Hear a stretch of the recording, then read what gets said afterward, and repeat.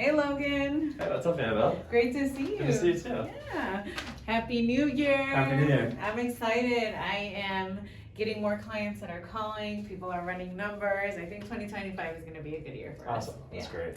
But as usual, oh my gosh. So I have a new objection that people are bringing up when we're talking about numbers, and I wanted to share with you, see what insights you have, and how we can help people see really the true value of becoming a homeowner. Okay. So I am hearing, but my rent is cheaper. I get that all the time. Yeah. So right now rates are a little bit higher than, still. Yep. And I think in comparison, yes, rents tend to be a little bit less expensive. So I have a specific scenario that I wanted to chat with you about. Okay. So this family came in and they really like this property here in Longmont, a single family residence. Really nice actually, 4-bedroom, 2-bathroom. The purchase price is $474,500. Okay. They have 20% down. So they would be looking at a loan amount of $450,775. So $450,775. Mm-hmm. Right now, interest rate 7%. This is with a 700 credit score. A lot of times I do see lenders offer better interest rates. Yeah. And when I look at the fine print, what do you see? Yeah, I see people have 850 credit scores, they're putting 50% down, and they're taking out a 15-year mortgage. Yeah, it's so unrealistic, right? So in reality, let's just say 700 credit score. So right now that's going to give us a 7% interest rate. Okay. So when I was calculating this payment for this couple, the payment for this loan was going to be $2,883 per month. So $2,883. Yeah, Okay. that included the principal, interest, taxes, and insurance. Okay. Yep. So I'm thinking, hey, this is great. It's a good Yeah. payment. And they're like, no way, Anabel. Our payment right now is $2,495 for rent. Yeah. 2,495. Yeah, so technically their payments were going to go up by $388. And they're like, we're trying to save money, not increase. Yeah. So Yeah, right. Yeah. Yeah, because that is one of the reasons why a lot of people buy, is because they want to have lower payments. Yeah. So what are we thinking here? The rate, if we look at it just per month, it seems like owning a home is more expensive, but maybe what are some things that we're not looking at off the top right now as far as savings? Yeah, okay, good question. So I think when you have payments that are kind of close like this, you have to take everything into account. And one of the things that people forget to take into account is going to be the savings on their taxes, right? Their property taxes? On their income taxes. So the taxes they're paying to the Fed and to the state. Which is tax time right around now. Yeah, right. So if you're thinking about getting your tax liability down for the next year, owning a home would probably be a great way to do that if you don't already own one. How does that work? Especially if you don't already own one. Well, so let's just look at this example. So with this payment right here, over the $2,883, over the course of a year, how much interest is that borrower going to pay? Okay, so at a $450,000 loan amount, 7%, the first year, well, you're not helping my cause, and it's $26,450. That's how much they're gonna pay in interest. $450.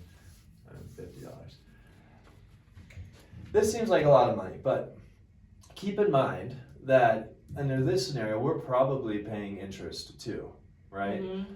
In both of these, we're paying property taxes and homeowner's insurance, right? The only difference is in this case, your landlord is going to deduct that, right? And they just include it in the rent.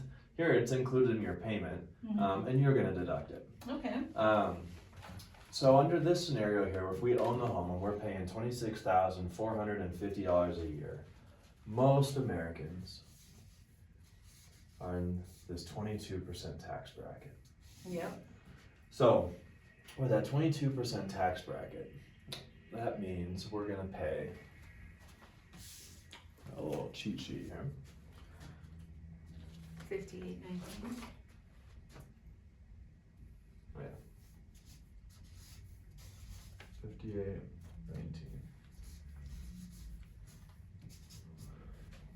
So we have a 22% tax bracket here. For every dollar that we get to deduct on our taxes, here, the 26,450, we're saving 22 cents. That means this is gonna be our savings on our taxes at the end of the year. So up here we have this $2,883 is expressed in a monthly payment. So we wanna take this and make this to a monthly savings so we can really make this apples to apples comparison. So if we divide this by 12, then we're gonna come up with 485. Oh, yeah, okay.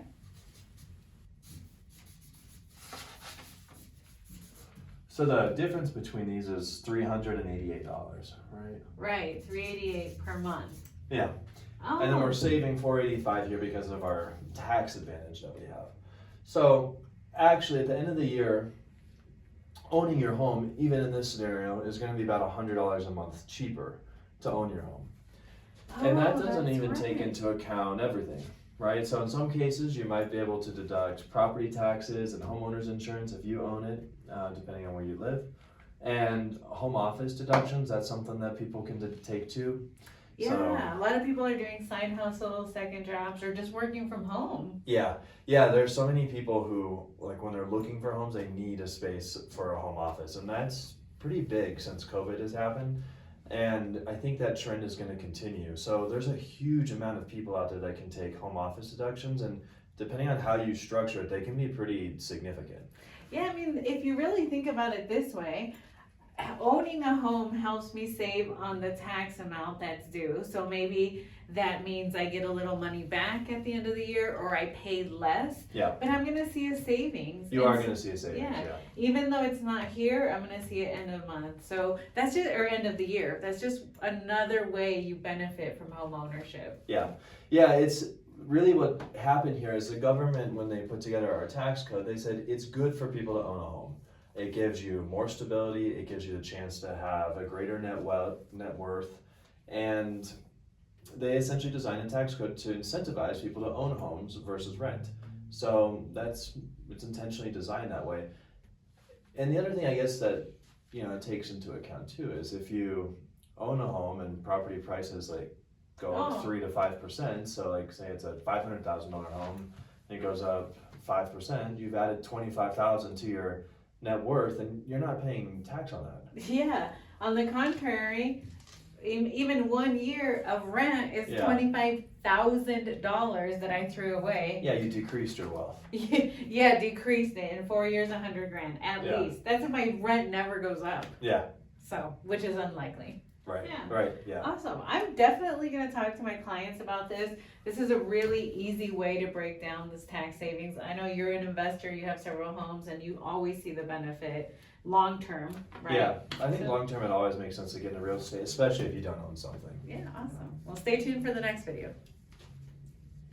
Good. That be it? Yeah. Okay.